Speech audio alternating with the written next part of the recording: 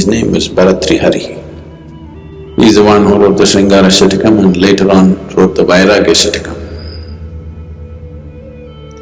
Sringara Shatakam is a composition of poems which are all about passion and erotica. Vairagya Shatakam is complete dispassion and renunciation. This is a king who was steeped in physical pleasure and he really living his life out. One day he went hunting and he shot an antler and killed it. When the antler fell dead, the doe, the female deer which was with it, refused to leave the spot. Risking its own life, it just stood there. This surprised the king. Instead of running for its life, it is just standing there to be shot. And in the process when this was happening, one of the soldiers who were hunting with him was bitten by a snake and he also died. When he died, his wife came and when they set him to flames, it was with great difficulty that they held her off the flames because she wanted to jump into the flames.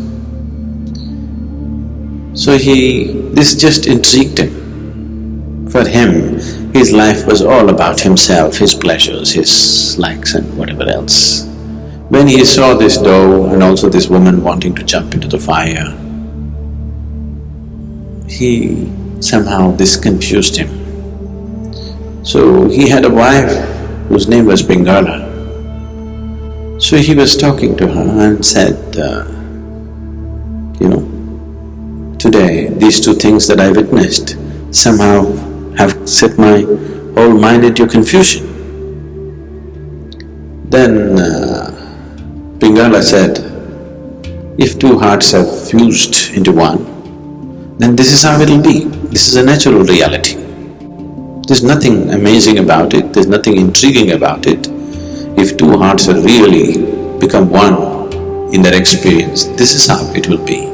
Very matter-of-factly she said this.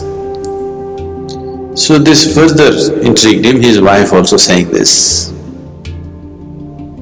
He has 500 women, he cannot understand this.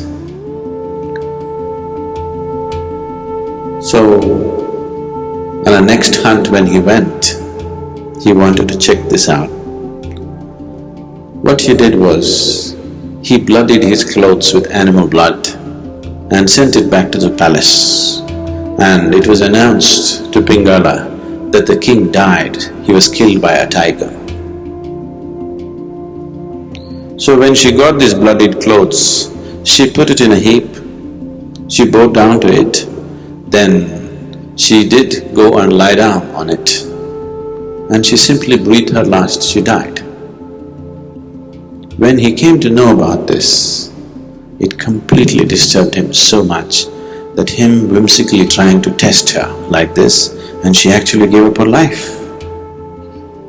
And then he dropped his kingdom and he became a sage and that's when he produced the Vairagya Shatakam, a great work of poetry. This is the nature of the feminine, that consequence is not the important thing. That moment's passion and love is more important than what is going to happen out of it. The calculation of what's going to come out of it, if it comes, that's very masculine. Masculine is always thinking about the consequence. The feminine doesn't think about the consequence, it's about what matters now.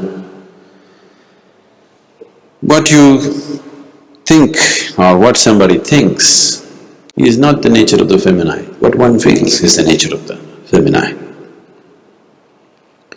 Should it not be tempered with thought? Yes, it should be when it comes to material aspects of life. But when it comes to life itself, if you are not feminine, then you cannot enjoy it.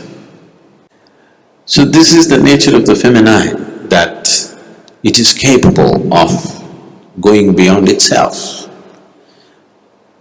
Only that which is capable of going beyond itself is eligible for a spiritual process.